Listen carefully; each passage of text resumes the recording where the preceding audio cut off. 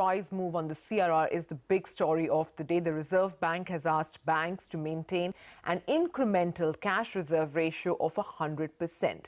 Now, this move is estimated to suck out about 3.24 lakh crores of excess liquidity from the system and will be applicable on deposits between the 16th of September and the 11th of November fortnights.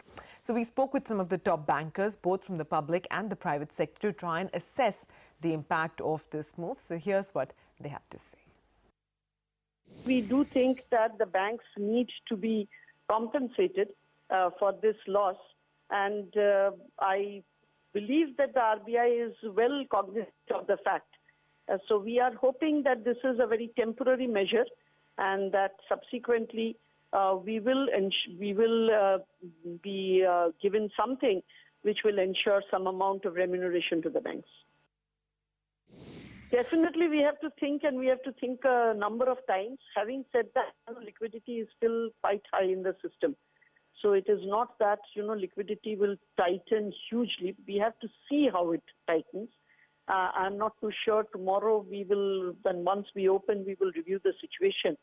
But in view of the fact that, the credit demand is very low, and therefore, liquidity is still quite flush in the system. So we'll have to take a considered view, both ways. Normally, a CRR hike would mean that the transmission would automatically sort of stumble. But let's see how it works.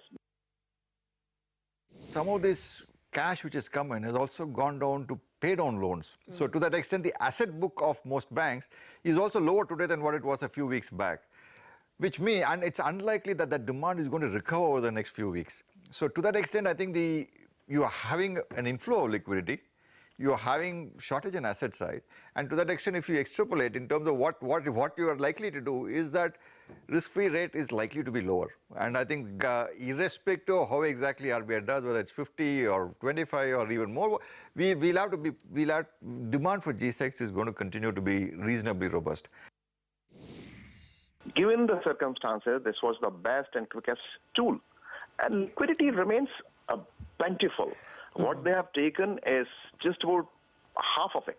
If I look at just October month, we have made enough money also in our treasury gains. So maybe to some extent it will be offsetted.